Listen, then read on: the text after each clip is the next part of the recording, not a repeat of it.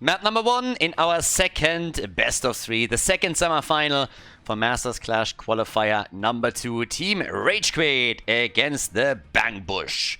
And the Bush is playing with a sub today. Lauber is apparently not here, and Bishops is subbing in for him. And they have also first pick, first ban. So we're heading straight into the first game. This is the best of 3 series. The winner goes on to meet Team Wa in the grand final, which is a best of 5. And the grand final of the qualifier is going to determine which of the 2 teams then moves on to qualify directly for the Masters Clash playoffs. And just a quick reminder, Masters Clash, 12,000 euros are on the line. There's an offline final in Paris attached to it as well. We have a Hogger banned right away.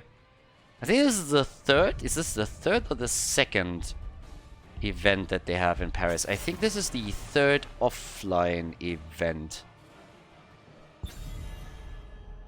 Maybe it's the second. Honestly, I don't really remember. I think it's the third or the second. Either way. So, not the first. We're sure of that, about that at least. But yeah, let's go. We got, first and foremost, we got Rega banned out here on Battlefield. We got a ban on Hogger, obviously, the usual suspects for damage. We're talking Hanzo, we're talking an Arrow Vala. We could also see Li Ming picked up banned again. Lul Nara oftentimes claimed on the map. And then you have lately, a little bit more often, Greymane also in the picture. So that's another one. But, yeah. With Blaze already eliminated at the side lane, it seems that they're heavily focusing on side lane bans. Could lead us to an early pick on a side lane. I mean, could go for Urel, for example. A Nubrak is first banned. Normally, you're starting things up with a damage dealer here recently. So, getting Hanzo, getting Li Ming, something like that, is normally the name of the game. But the way that they've been banning the side laners out, like there's no tomorrow. It leaves us still with a couple of nice ones, but maybe they're changing the status quo slightly. So we'll see, I suppose. And, well, there's a Hanzo picks. If you have Bishops on your team, even if he's just subbing in, getting Hanzo is just a pretty great pick. So, yeah, that's a solid choice. Bishops is great on Hanzo, and this is a great map for him. So, yep, there you go. And on the left side, Genji Sylvanas. Pretty quick picks on that. Limo locks in a hero for himself. Doesn't want to end up in a world where he gets banned out. That also allows them to go for an Anduin pick still. So if they are looking to go for the Genji Light Bomb, they could do that. We got Sylvanas 2. That helps with the mortal push. Also a little bit of side lane pressure if they want to. And on top of that, we get Brightwing. The fruit fly is in the house. Get ready for the magic spit. But there we have it. Rexa gets banned. Don't want to deal with Misha checking all of these bushes and then coming in with a quick stun. And Diablo with a follow-up. There would have been a lot of CC, by the way. If you have Hanzo, Brightwing, Diablo, there's a lot of potential CC that is involved there. Could have totally seen an Anduin ban to deny the light bomb to them, but they went ahead and banned out Garrosh. So now we have Muradin plus Anduin. There is the combo with Genji that we've been talking about, and that will put pressure onto the backliners 100%. And, well, what are we now grabbing for Swamgrotta and for Enabler? Urel is still up, so you could go for a side lane Urel here very easily, which would make this entire ensemble quite tanky. There she is. And we have Thrall. Oh, that's going to be a 4-man Thrall. Seems like Trash Lightning is going to become our level 1 talent. Yeah, Enabler definitely has a chance to join the 4-man. Use Trash Lightning, try to get those stacks together, and pretty much take a page out of Hazob's book, who was the one that recently locked in Green Jesus more and more often, or Green Moses, what have you, to get the power of Trash Lightning confirmed. Side lane Johanna. Okay, so we have the double tank in the big team fights, but for the beginning of the match, we're going to have a side lane Jojo with the condemned wave clear. And well, with that, we're heading into Battlefield of Eternity. Map number 1, second best of 3 series, second semi-final of the second qualifier for the Masters Clash. Let's go. First game of the series was Team RageQuit in blue, playing Shizakid on Muradin, down for life on Johanna for the side lane. We got Shy on Anduin, Limu on Genji, and no game, no life on Sylvanas. On the right side of the map, the opponents, the Bang Bush, the new team, the Swedes, with Henning on Brightwing, Skok on Diablo, Enabler as expected with a Trash Lightning on level 1, playing Thrall. We got Svamkrota on Urel, and Bishops is playing Hanzo. Yeah, that's the one thing that you can really do with Thrall if you're playing a map like this, where you traditionally have a 1-4 split. You pick 3 melees, and then Thrall has the opportunity to join the 4-man group and get some early stacks together. That's the whole thought process behind picking Trash Lightning, that you get easy stacks in. And he's already trying to do exactly that as we're going through that little skirmish and battle right here. Now, sometimes what you see as a result is that your opponent's team is just trying to go for a 3-2 split instead of a 4-1 to give Thrall less opportunities to stack. But you don't see it all that often, and well, Dibbles is down. But Thrall could move in for a second hit. So already early on in the game we have Diablo dying. But if Enabler is stacking, then at least you know that's some progress. And that's the most important part. I mean, you get obviously value out of the talent even before you complete the quest. The Space Goat is in trouble. Urel, yeah, she can try to escape here until she gets blue in the face, but there's no escaping out of that situation. Literally went 1v4. And talking about 4, the 4-man is now at the top together with Sylvanas, so you gotta respond to that. You can't just simply sit around here and chill, you have to go for it. So right here, we have the first tower taken down. Now Thrall is moving into, as I said, as he gets the stacks, he is going to increase his damage, but the real power spike is when the quest is completed and the bounce targets heroes directly. At that point, you can just siege up with him. Attack structures and even heroes that hide behind them are getting attacked right away and slowly poked down into oblivion, so that's the main reason behind it. Now, we have heavy rotations between the two teams on the first map. It's all about the camps now and positioning here. Thrall is already starting to make a move while the team is fighting again in the middle. So both of them very aggressive around this.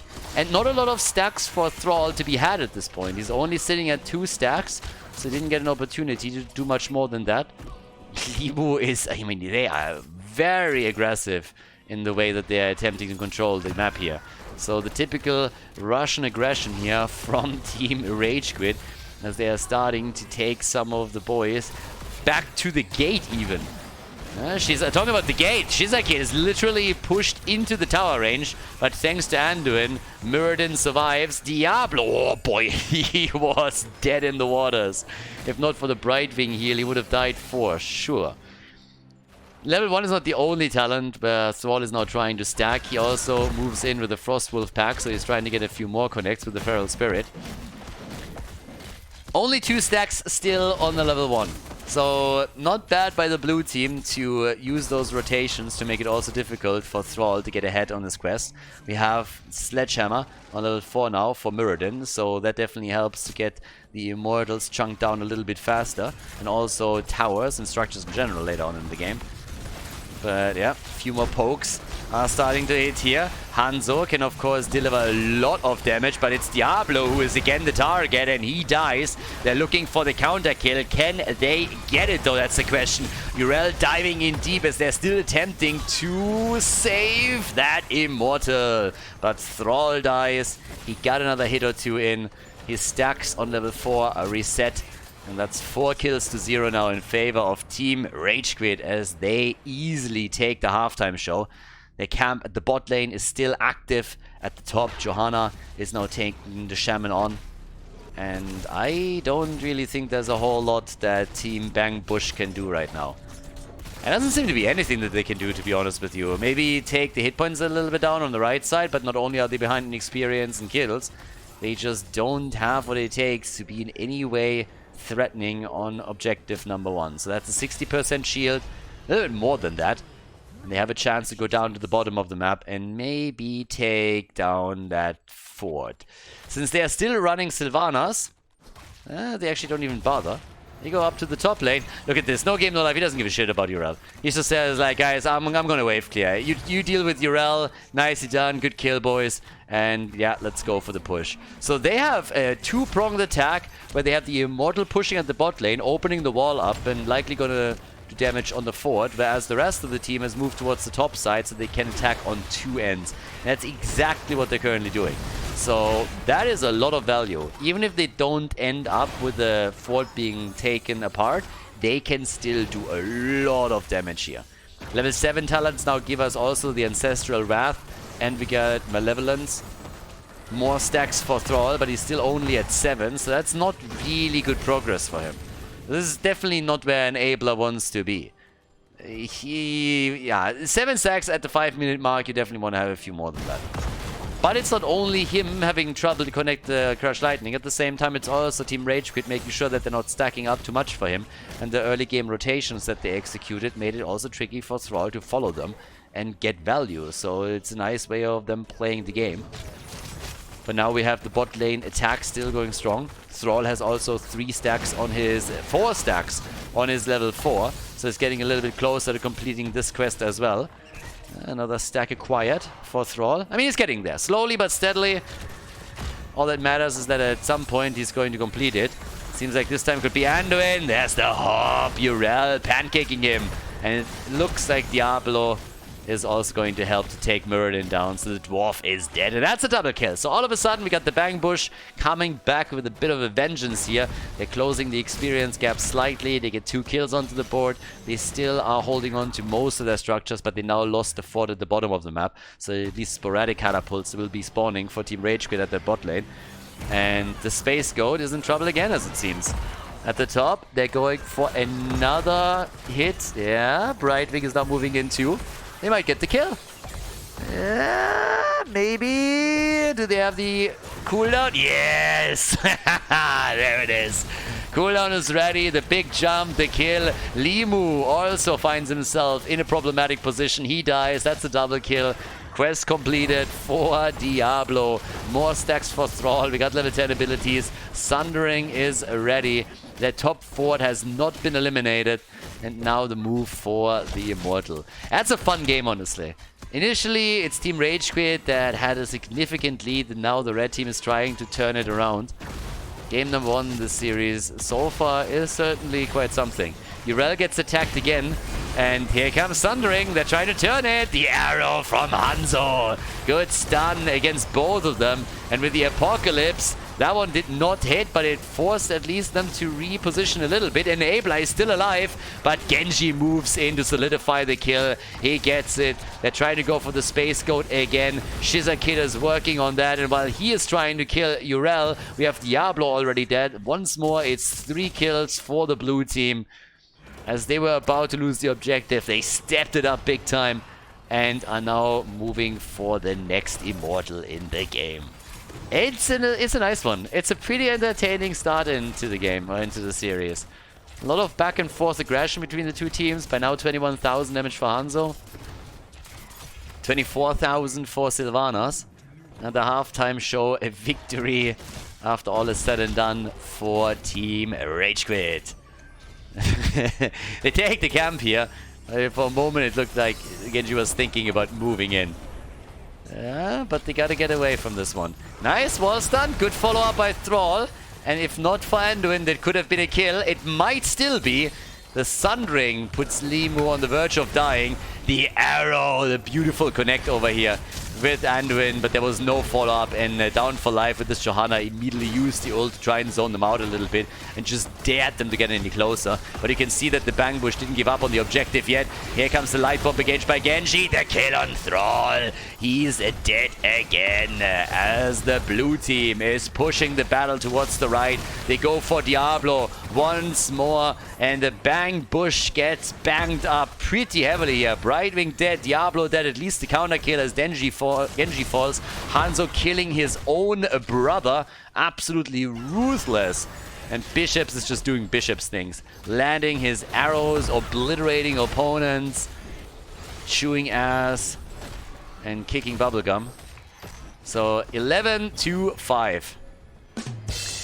But yeah, down to the bottom of the map, we currently have an Abler just like dealing with the wave. They gave up on the objective after all. For now, we have 13 stacks on Thrall, and I mean, they're not out of this by any means, but Thrall is just not really stacking as quickly as he needs to. He's slowly but steadily getting there, but at this pace, he needs another 10 minutes at least until he's able to get his quest reward and helps him to siege up properly. So they're struggling to get those kills, whereas the blue team is getting more aggressive now that they have also a talent advantage over their opponent. They're going for the next kill though, but Anduin ruining the plays, and the Sundering hits nothing. Anduin just pulling them out here. Easy hit for him. The Immortal gets burned down by Bishop's Hanzo, so at least here they excel. But there's the arrow, and Dibbles, they get the kill, and Diablo's alive. What?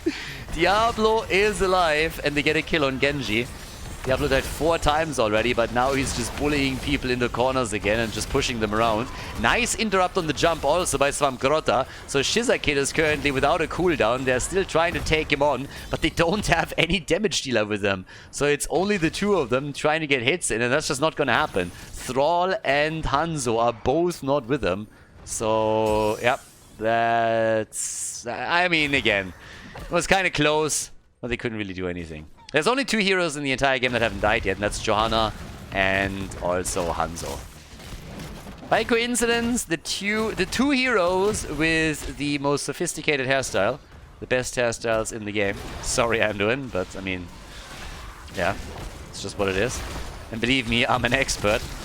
I'm a hair expert, always have been.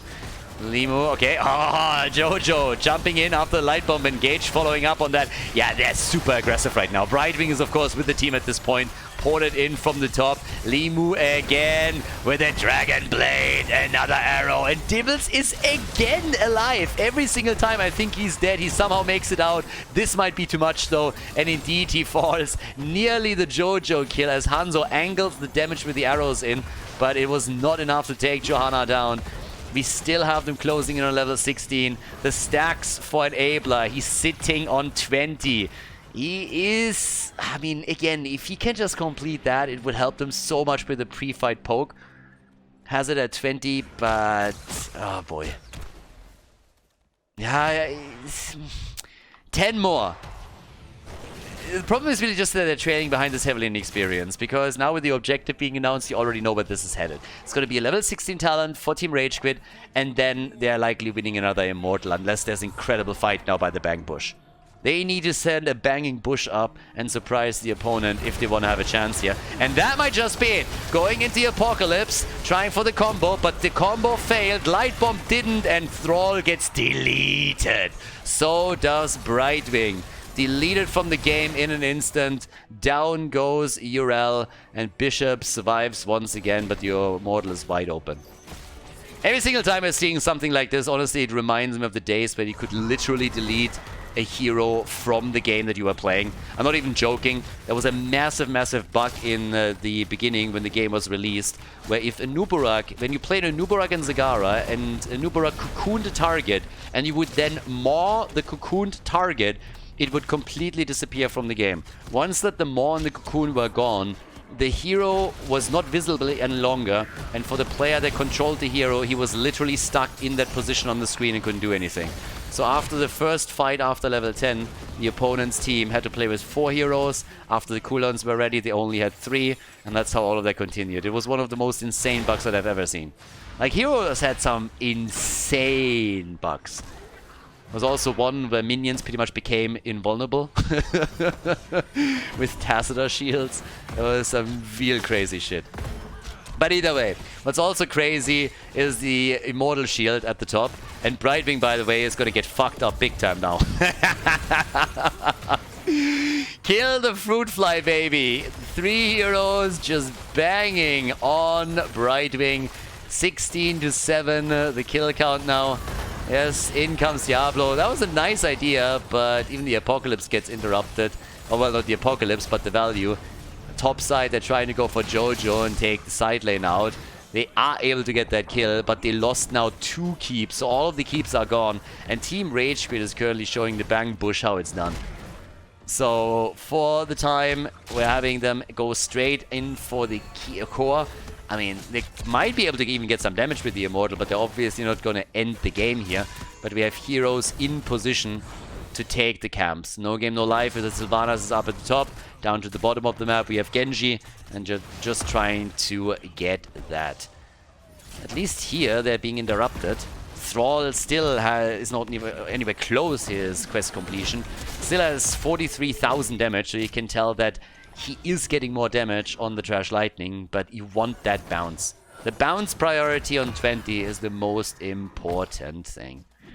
But then again, we now have another chance for the Bang Bush, but it is a slim one at that. They haven't taken down a single fort yet. What they need to do is, I mean, they pretty much need to team wipe. They need to team wipe somehow and then take it from there. But it seems like exact opposite is happening. The arrow of death is missing. Here comes the light bomb after Urel died. Skork is next on the menu. They're getting the kill on him. Diablo is down and they are being chased hard. Now, as mentioned before, they're playing without Lauber here. So their main tank is missing and therefore they have to shift roles around a bit as well.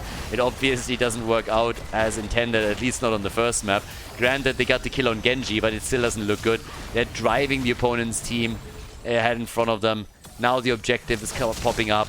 And not really making a move for core just yet, but we have catapults now coming in at the top and also some camps. You gotta deal with those. And once you do that, the blue team is likely grabbing a lead on the next Immortal. And of course, if they get another one, then this is just game over. One catapult in the back again. That's immediately a loss of your license. If you are so fucking drunk on the wheel that you can't even maneuver around this and attack the core, then you have no business maneuvering a catapult. I have no idea where they get these guys. I mean, I seriously don't. Apparently, they take only the minions that get drunk all day and then put them into a car. Really irresponsible. And I personally don't like it. I don't think that they should set an example like this. That Blizzard is okay with that is really mind-blowing to me. So Blizzard is apparently endorsing drunk driving. That's the only conclusion that can come up to. We should start a hashtag or something. Jojo is down, so is Muradin, and so is Anduin. So, comeback time? Are they all of a sudden... Was that the wake-up call that they needed? Is that it? I mean, they were able to get something out of that last fight. If they can get the first objective for themselves, then that would help a bit. Thrall now has to deal with the catapults here. And all the way up at the top. That one as well. Alright, alright, alright, alright. I'm listening, I'm listening. We're getting somewhere. 19 kills to 12. Show me what you got. If they're turning this game around, that would be insane.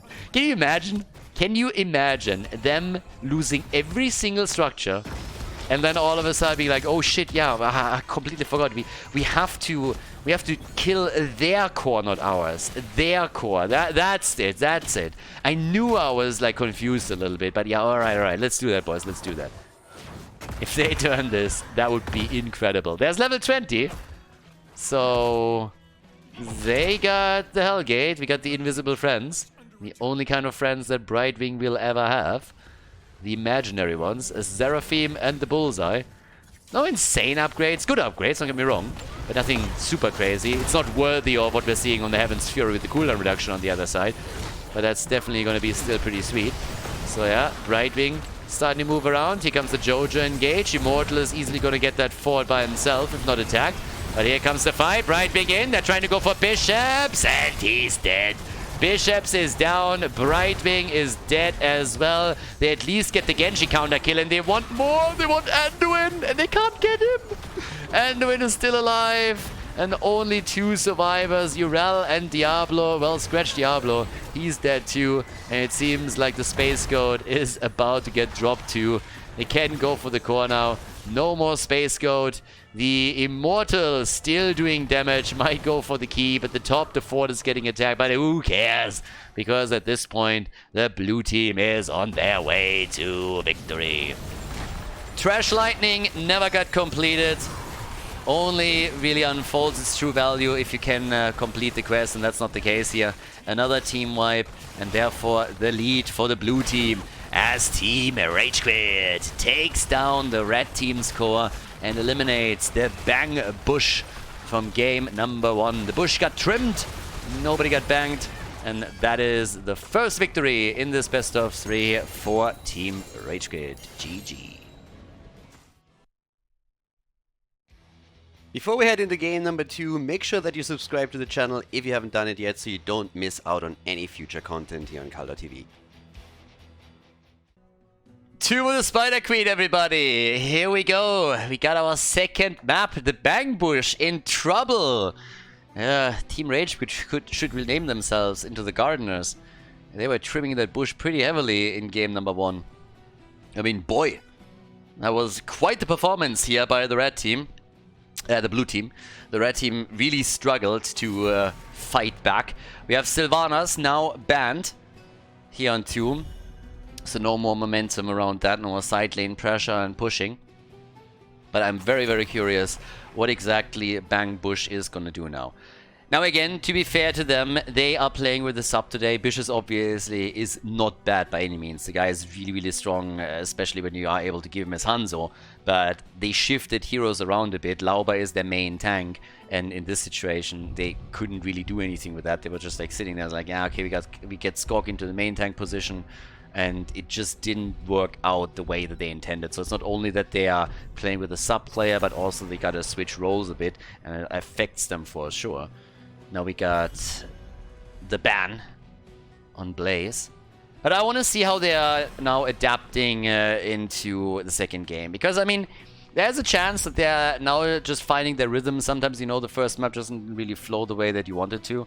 And then you, maybe for the next map, it fits you a little bit better. Battlefield of Eternity is always like very specific in the way that you play it. 1-4 rotation that you have, or the 1-4 split. In this case, they played with Thrall. They could never get the stacks together. That takes quite a bit of the damage away for them too. And now they're even having a Junkrat as the first pick, so that's not too bad either. But yeah, bit curious. Would be kind of crazy, honestly, if Team RageQuit just takes a 2-0 victory now. Because these guys are good, but that is something where I really thought, alright, this is maybe going to be a little bit too heavy for them. Hanzo and Hoga. Yeah. Stealing Bishop's hero. They went for an A+ Junkrat first, so they didn't want to give them Hanzo as well. I mean, normally when you're up against Bishops, Hanzo most of the time isn't banned, but you're taking it away from him. Let's have a look at what he's playing now. We get Leo again and the janitor. Swam Garota. Oh, Schallswerfer. Okay. Let's see if he can take out the trash here on the bot lane. Maiev also banned. Okay. Yeah, Maiev is a pretty impactful one. I like Maiev. Maiev is always kind of fun. I mean, she's really, really entertaining to watch when there's a good Maiev, and obviously vice versa is also more or less true. If you have a pretty bad Maiev on your team, you're finding that out very quickly. It's usually your downfall. Tracer gets banned as well, so it's one of Limu's favorites. Last time he went straight for Genji, if I remember correctly. In this game, though, we have on the draft Tracer banned again, so no chance for him to play her. And that's also pretty standard that you ban Tracer against him. I mean, even some of the teams that won the first map were still then continuing to ban her out just because they didn't want to deal with it. There's the second Genji pick for him, and ooh, they're going full Overwatch, aren't they? Triple Overwatch already. They saw that Junkrat and they're like, wait a second, you're dipping into the OP pool? We can do that as well. Just watch us. So now we got Hanzo, Genji, the brothers united. And they got their own drug dealer with them. Lucio zipping around and just spacing out all day long. Yeah, and the final 2 picks for the Bang Bush. Skorg on Diablo again. Apparently not enough punishment in game number 1, so he picks the same hero once more. And we got Cassia for Bishops. Alright, stage set for the red team. Final pick, it's Muradin. So we got Shizakid on Muradin once more. Tomb of the Spider Queen, everybody. Let's get the show on the road. Let's see what Team RageQuit can pull off on the second map here in the second semi-final of the second qualifier for the Masters Clash. Game number 2, the Bang Bush is at it again, trying to put a point on the board against Team RageQuit here in the semi-final. Shizakid for the blue team on Muradin. We got Alex Batman on Lucio. We have Hoga, played by Down for Life, Limu and Genji, and no game, no life on Hanzo. Right side of the map, Bishops playing Cassia this time. We got Skok on Diablo, Svamgrota on Leoric, Brightwing played by Henning, and Enabler on Junkrat. Let's go. Let's see what he can pull off now. We have in level 1, straight away the charge strikes over here. And let's... Oh boy. Svamgrota, he connects the drain, but they might get a kill here, and indeed they do. Nicely done, but Genji sacrificed himself for it. Honestly, that's a win for the Leoric team, right away. If you are trading heroes in the early game, that's always a win for the Leo team, because in this case, unless they kill him again, of course, but Brightwing is helping out. The thing is, Genji has travel time. Genji needs to walk all the way from the Nexus, whereas Leo is spawning faster and spawning on site. So with that, we have a very nice, tiny advantage for them early on. Nothing really too crazy, but if you can trade Leo against someone else, then you're always going to do it. But either way, since both of them got a kill in that early skirmish, and it was also straight at level 1, so death timers are really all that impactful. Didn't play a big role here, but of course we're going to check how this is going to work out now for the red team as they're trying to force game number 3 in the series. With Lucio being played by Team RageQuit, that also means that they have very quick rotations between the lanes, and that always is useful to, for example, attack the side laner, as they are currently trying to do. And even if you don't kill him, they can't kill Svamgora here, but even if you just get him low, that's all that you got to do in order to keep him a little bit more passive and allow your own side laner to have a better position and play at the bottom of the map. And that's what they're obviously hoping for here. So Muradin has taken over for just a couple of seconds, but eventually we're going to see that 1v1 battle again. And talking Muradin, already jumping in a bit deeper. Diablo's following up immediately. And, well, there's a bit of a ping pong, and the kill on Hoga. Bit of a Sudoku move by him as he went straight in, committing honorable Subaru. Could have maybe ping-ponged out, but he literally went into tower range. And that was a bit too much for him to handle. Poor Fleabag. With level 4 talents, we got the Paralyzing Rage. That would be a talent that would be fitting for Team RageQuit, by the way. But yeah, not for them. Instead, we have quite a bit of damage now from the Vanquish. Look at this. That bush is successful, taking down the wall nearly completely. Nice, they might even take the entire thing now since the minions are still active. Skok gets saved as Brightwing moves in. You know, maybe they just needed one game. Maybe they just needed the last game. They now go for Hogger, and that is another kill. Leo came in, mace to the face as he hits it hard and takes down Hogger. So that's the third kill for the Bang Bush. They still got Junkrat up at the top. And they have now also a lead in gems. So that obviously comes with the territory. If you're taking a few heroes out on the opponent's side, chances are you are removing a few gems, which is exactly what they did here. The lead, therefore, for the Bang Bush, as long, of course, as they can commit those gems and turn them in. Now, we currently, they're trying to go for it again. Limo, he's trying for that backline once more, but it doesn't work out for him. So Enabler, he taps the fountain. Bishop's also a bit low, but they're still okay. Shizakid gets attacked. He's not the only one that's low. Beautiful stun into the wall. Lucio pays with his life. Bishops and Leo, they get the kill. Shizakid is at least able to recover the gems, but that's now 5 kills to 1. Seems like the Bang Bush got pretty mad after the first game. I would be angry too if I got slaughtered like that. But especially Diablo here is now getting perfect angles on the stuns that he's providing them with. Yeah, talking about stuns, in this case he kind of missed it a little bit, but still forced Hanzo to retreat.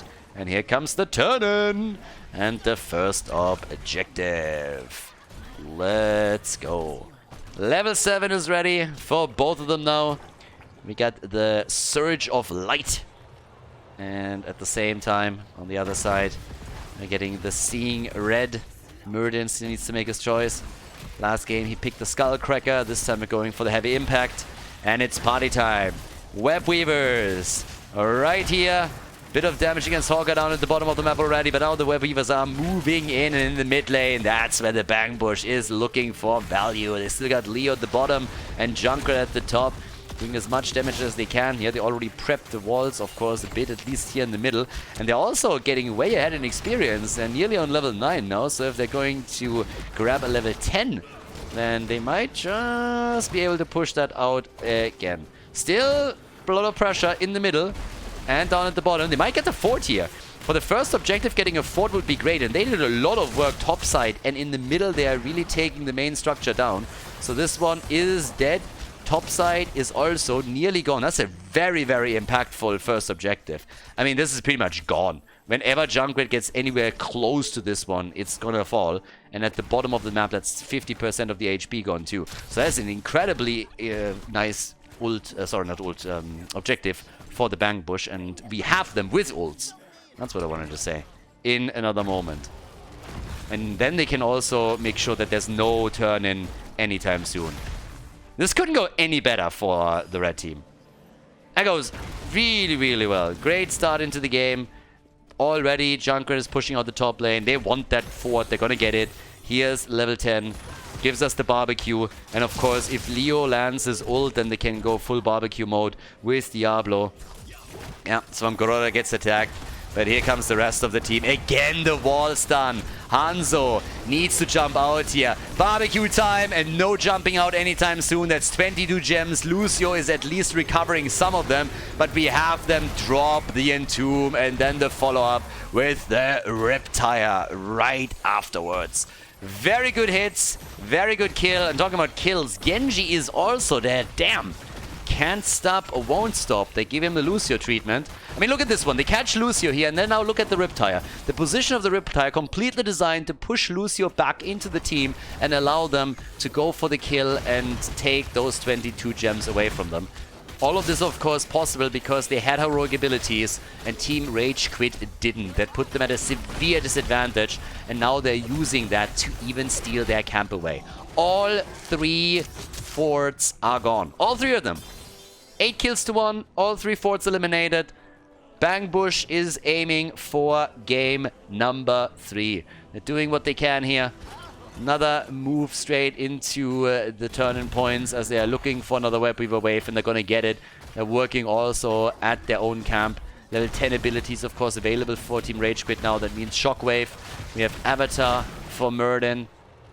And it's Web Weaver time. I mean, in an ideal world, you open up some walls on those keeps.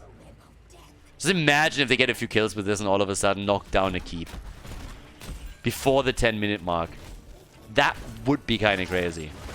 Can they do it? That's the question. We're seeing them push at the bot lane already. Swamgrota is already starting to drain down for life. The rest of the team is in the middle. Swamgrota might actually fall here. They're ganking up heavily on him. And yes, the Stormbolt connects, and that is Leo down. But again, he's going to be back soon. He's going to be back very, very quickly. So that's not going to be a problem since he's going to spawn at the exact... I mean, right here in the battle. So as long as they can just wait it out a little bit, they're going to be fine. Nice cover from Junkrat, pushing them back. Leo is spawning another 8 seconds. No problem for him. In the middle, they already opened the wall up. And at the top, we're having even more pressure. Genji is attempting to deal with the Web Weaver here. But the level 13 talent also gives an advantage to Bang Bush that they're attempting to exploit here. They're getting at least some keep damage going. Yeah, great. When the camp and the Web Weaver attacks the useless gate at the side, that's always exactly what you're looking for, right? We talked about drunk catapult drivers a little bit earlier. Now it seems like those Web Weavers have also had 1 or 2 bottles too many. But well, they're trying to go for another kill. Good drain. Shizak hit. 32 gems for him. He needs to stay alive here. They're trying to make a play for Genji, and he X strikes out. 2 keeps have already taken damage. Nice move by Junkrat, isolating Lucio again with a mine. That is the support gone, and now it might be the beginning of the end. Hogger is dead. 52 gems for Murden right now. They're literally running away from them. That opens the mid lane up to an endless barrage of attacks that Bang Bush uses to take the first keep of the game. 9 minutes and 30 seconds into the game. Oh boy, someone is in trouble. And they're trying to go for the boss now maybe too. Yeah, they are a little bit low here. At least in some of them. Even Scott moved away on Diablo. But the rest of the team is now on the way down to the bottom of the map. As they're making their plays here. So, yeah, Svangrota wants to go for those Siege Giants again. We have 78 gems, by the way, for Team RageQuit. It looks impressive if you look at Shizakit and you see the 52. But all in all, that's not a whole lot of gems. And that was a nice arrow, though. Junkrat gets trashed, so he's down. And now they're isolating Diablo. That could just be a double kill. Nice attempt of Svangrota to get the move over the wall. That didn't work. Now Brightwing is dead. And that was an absolute Sudoku move by Brightwing. Diablo was more or less dead. With all the body blocking that happened there, that was, yeah, kind of unavoidable. Brightwing moving in a desperate attempt to save Diablo just resulted in another hero dying. So now we have 5 kills to 10 and the gap closed at least a little bit. Still a level lead for them. So they turn in for the first objective on the blue team side. And now the only question is, how much can they do with it? Svangrota, does he have? Yes, okay, so he can ghost away here. He's not going to lose the gems. He's not dying. And now, of course, the big question. Is the red team able to defend well and then maybe turn things towards the boss? Because they have level 16 talents now. They got level 16 talents, which means that we got the Royal Focus after the Ominous Wrath. And they're trying to go for the kill again. Riptire, and more or less denied. Couldn't do much for them. But the fight isn't over. Might have even been able... Oh, there's an arrow again. Arrow and Stormbolt at the same time against Diablo. That was a bit unsuccessful. Bishops looking for the damage. And he's nearly getting... Oh my god, Lucio. Lucio was down to single hit points. Single-digit hit points. Cassie has 35,000 damage, top damage on the team. Hanzo with 37 is top damage in the game. Leo with another connect down here at the bottom, and it might just be the end of Down for Life. He gets murdered. Nicely done by Svangrota. Perfect entomb, and he nearly gets the kill himself. But then, as Hogga is darting out, we have Junkrat finishing what he started.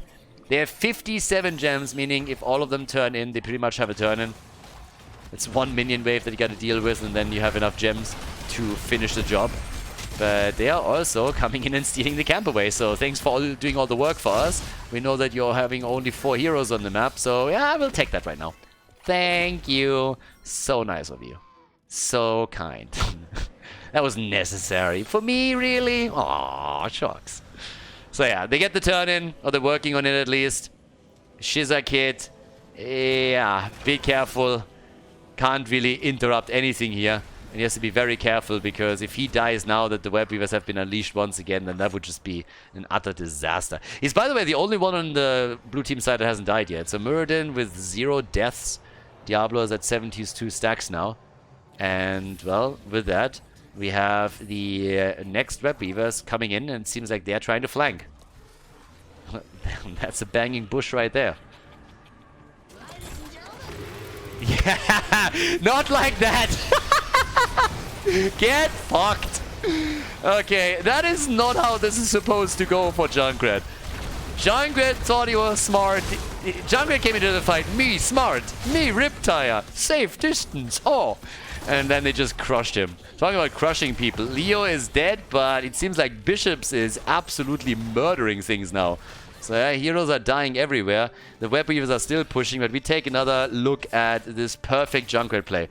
Look at this, the Junkrat play right there. Riptire! And then they were like, yep, thank you for the free kill. Brightwing comes in, gets also crushed. So yeah, that was perfect. That couldn't have gone any better. But they are losing ground quickly. The keep is getting attacked. Diablo is also down. The core gets attacked at the same time. Bottom keep is also falling. So even if they can save the game for now, every single keep dies. Bishops gets another kill. Bishops is fucking insane. You are fucking crazy, mate. What the hell? Check this shit out. Why is this not working? Replay! Replay! Where's the care police? We need a replay. Oh my god, I can't believe that we didn't catch that. Unbe-fucking-leavable. Bishops is a monster, and now they force game number 3. They get kill after kill. 18% on the core. There's the Riptire. This time nearly successful, but that, ladies, is game. Nicely done by the Bangbush. GG.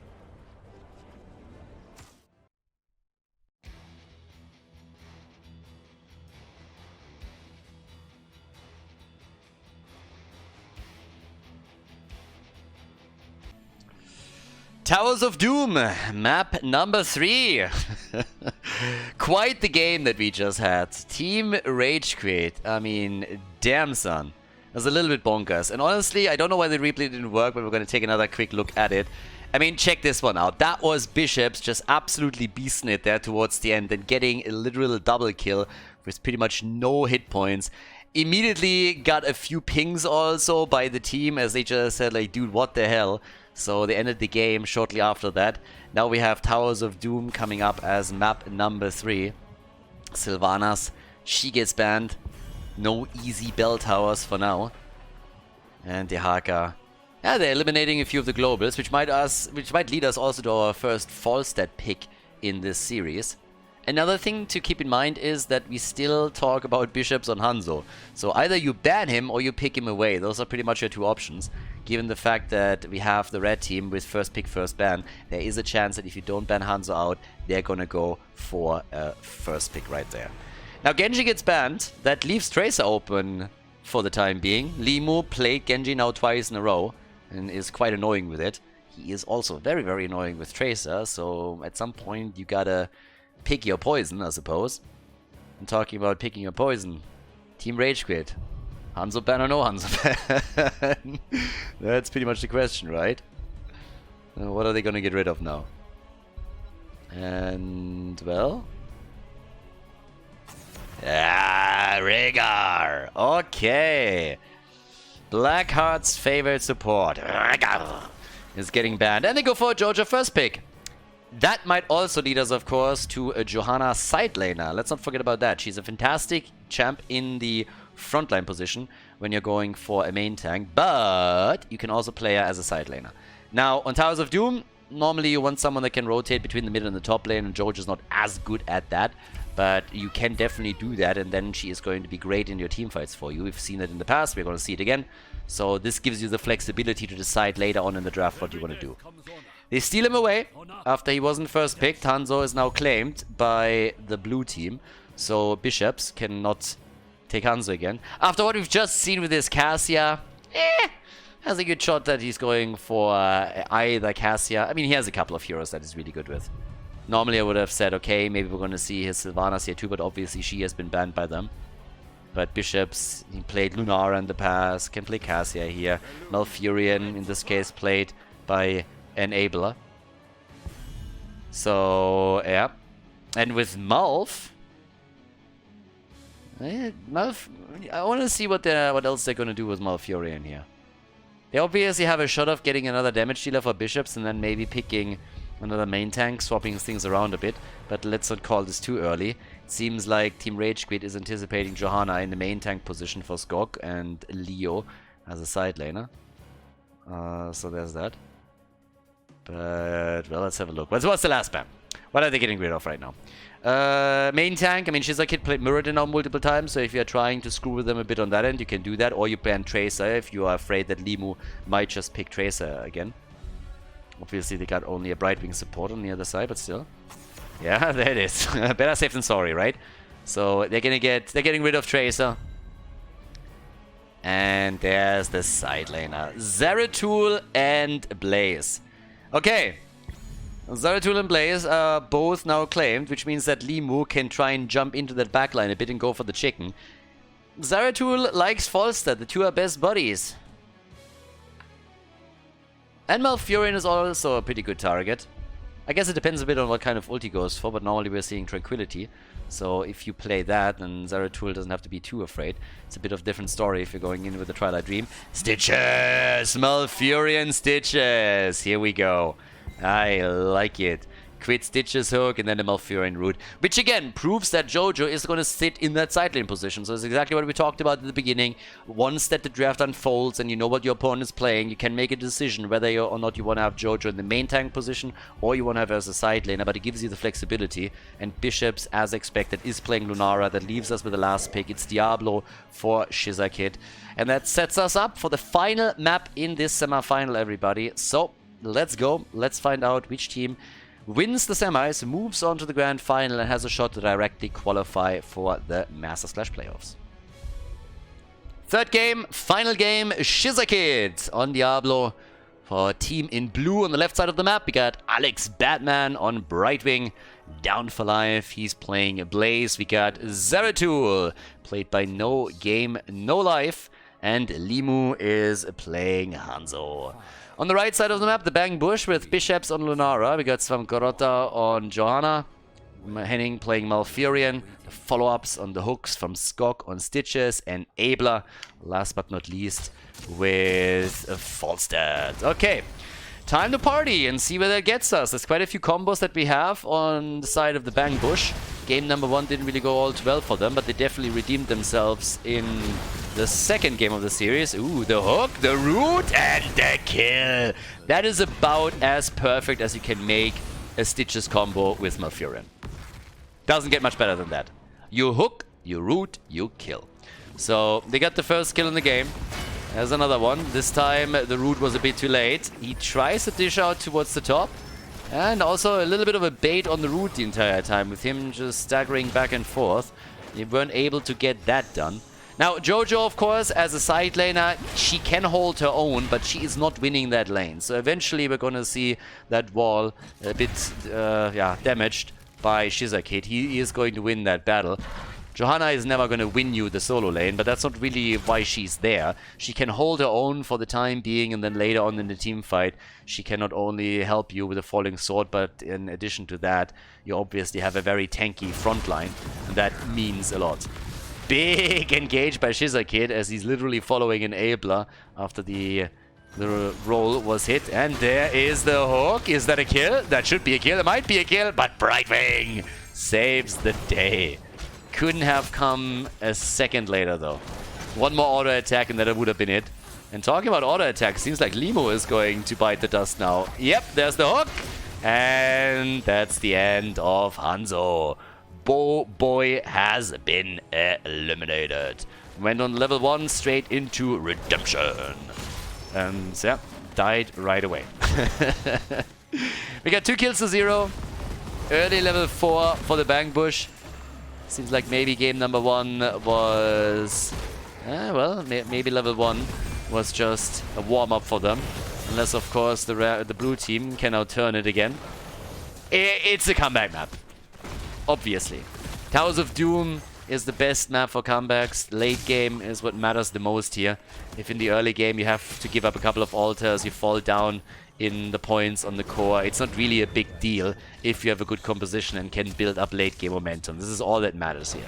So there's always a chance to come back on this one. But yeah, with level 20, level 10 is very likely going to be falling sword for Johanna, and then level 20, the cooldown reduction, is going to be a massive power spike for her. So there's a lot of good talents coming along. Question is a bit how No Game No Life on his Zeratul is able to impact the game. If he is good at moving in for Lunara, for Falstad, and Malfurion, gets the kills there, that would be great. This is also the only one that makes me question a bit if we're going to get the Falling Sword.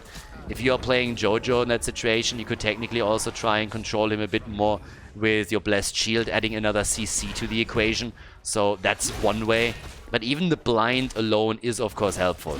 So they are still fighting it out over here. Yeah, Falstad? Oh, no way. Are they winning a 2 versus 3? Fuck me. They actually take down Zeratul, and now they're trying to go for Blaze. Jet Propulsion misses. Goodbye, my friend. They just lost a 2 versus 3, and they're losing the bot lane too. 5 kills to 0. And the double channel is obviously going to happen, but they are pushing through the bottom more aggressively now. That's a big leading experience already. Yeah, that hurts. That really hurts. Awa. Okay, so it's not a big lead on the objective, but it is a pretty big lead on the map. With this much of an experience lead, that is definitely painful. Now, Zeratul, he gets away. Or does he? He might not. No, the hook! Skok, you beast! Comes in, takes him down, waits for the cooldown again. And he doesn't even have level 13 yet, guys. He's getting hooks after hook. The guy is absolutely insane at this point. I mean, damn, can he miss? He doesn't even have level 13. He doesn't even have the extended range. And he's just threatening one after another. If he continues that way, he is gonna make Team RageQuit. They're mad already. And now we have the attack towards Down for Life as he's trying to get out of harm's way. But this is getting a bit bananas over here, and he's not even playing. Down at the bottom, 7 kills to 0 with... Yeah, they're taking the bell tower. Half a level to 10, and they're taking the bell tower.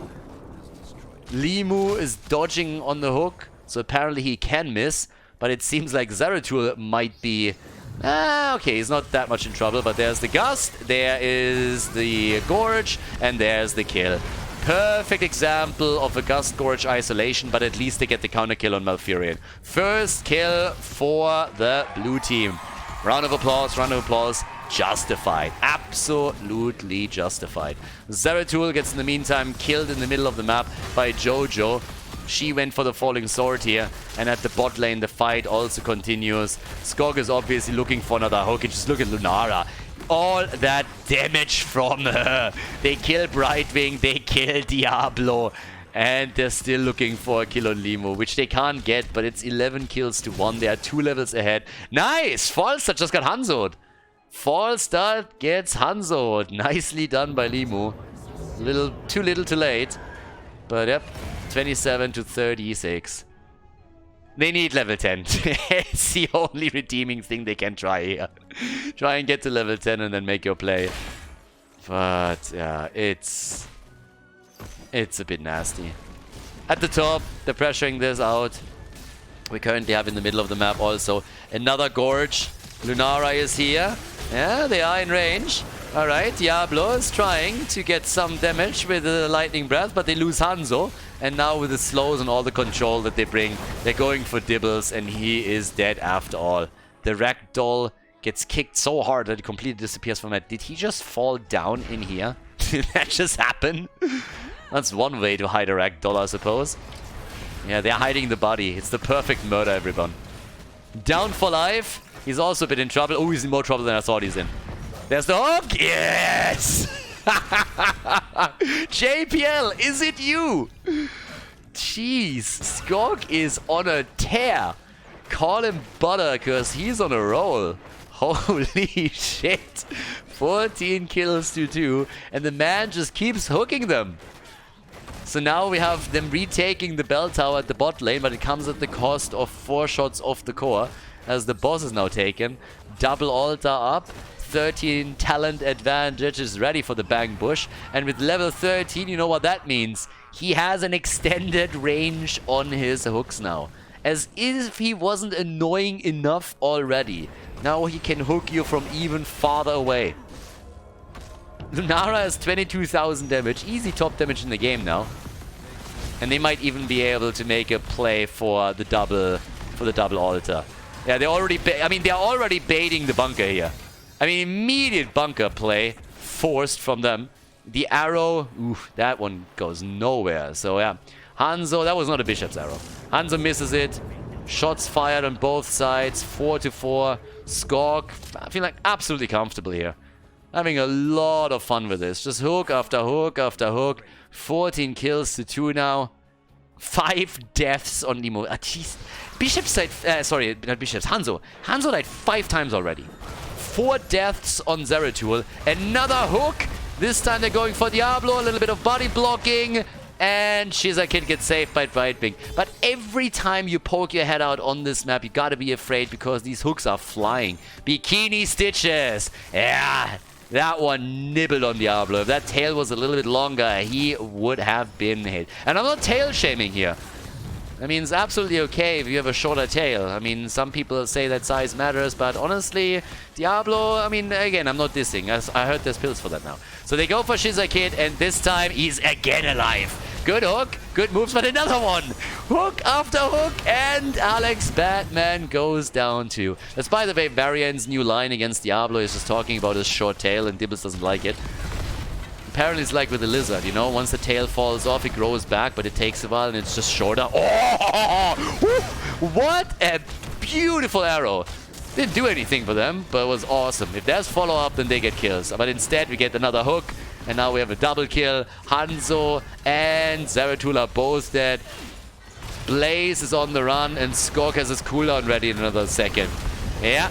Oh, barbecue, barbecue, barbecue! And a double kill.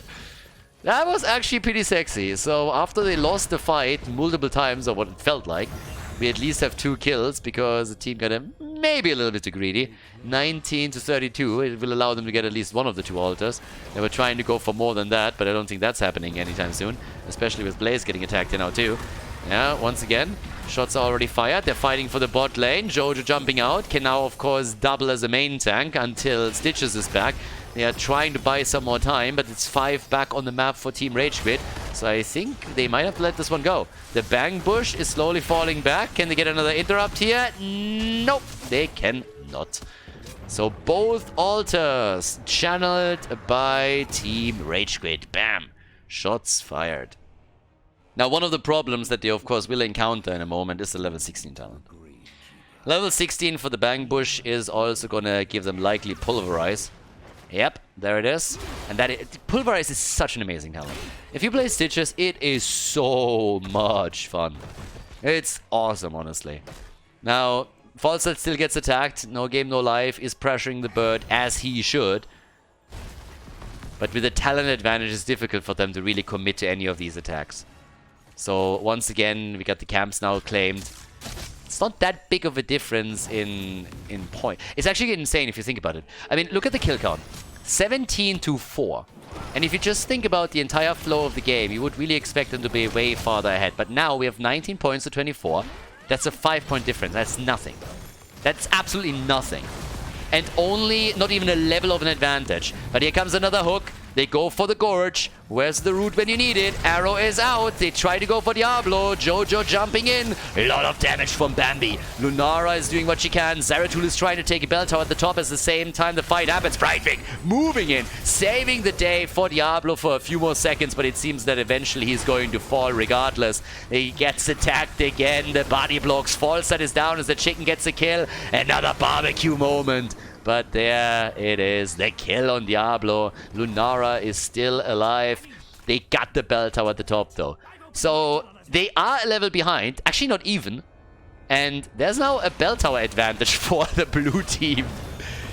There's a bell tower advantage for the blue team.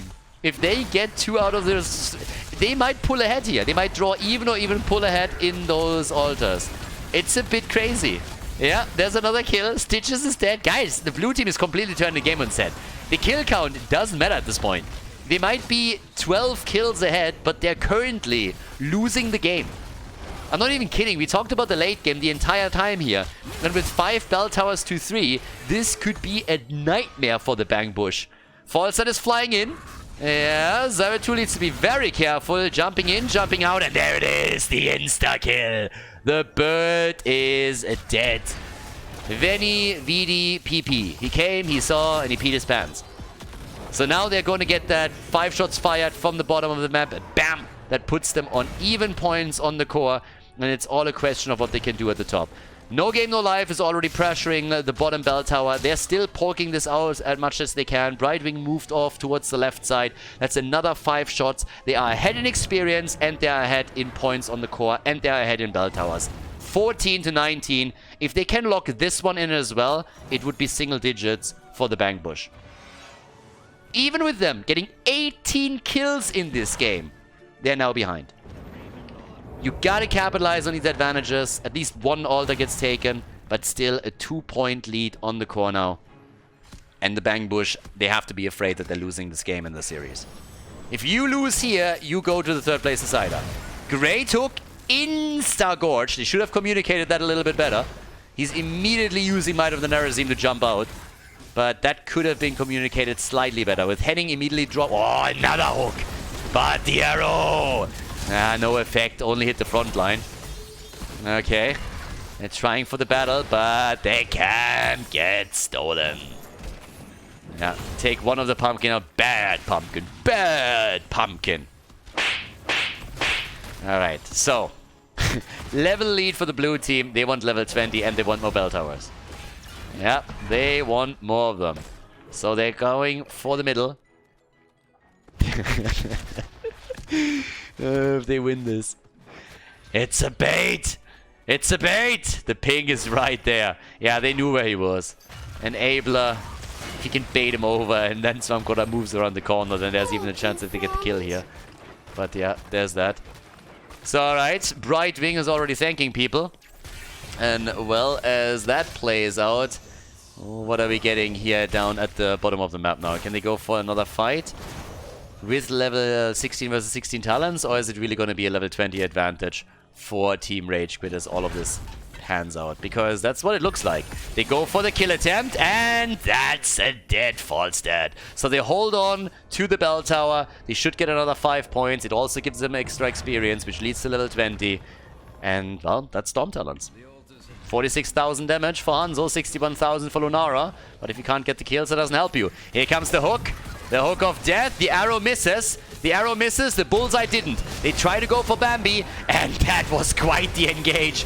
And here's the barbecue. Bambi still alive, hopping around. They're trying to win that battle, even though they're at a disadvantage in numbers. Zeratul is coming in to try and pop a bit more damage into those backline squishies, especially Lunara. She's really low, but they can't make the play just yet. Another bullseye connects, this time with Stitches. 18 to 8 kills. But level 20 should give them the opportunity to drop their Bang Bush down into the single digits. And that's exactly where they are now. And guys, the problem for the red team isn't even the 9 points on the core. Even they're going to get 20 soon. Look at how low their bell towers are. Their bell towers are all going to fall now. The barrage is starting. I mean, the barrage is only going to get one shot because they're reclaiming the top. But it doesn't matter. They are so far behind now. 8 to 16. And they hold only a single bell tower that can now be attacked. It's going to be an exchange in bell towers that we're watching from here on out. At least they have level 20, but the boss is getting attacked too, and they just have to let it happen.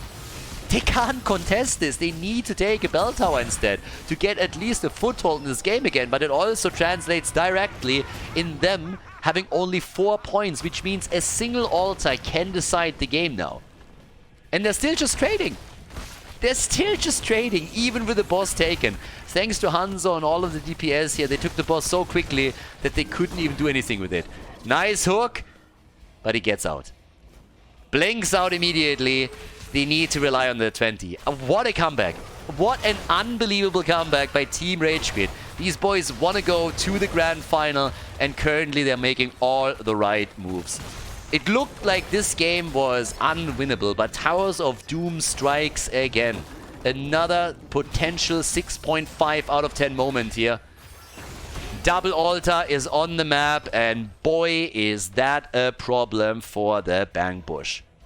They really, really need to land a big one now. And they're going for Zeratul, who is in trouble, but is able to make his way out of the fight. And Tranquility was already used. And the Gust. Bright Wing with a channel. They need to interrupt. They need to interrupt. They need to interrupt. And it's over. It's over. RageQuit takes out the Bang Bush, and we are headed to a grand final between Team RageQuit and Team WoW.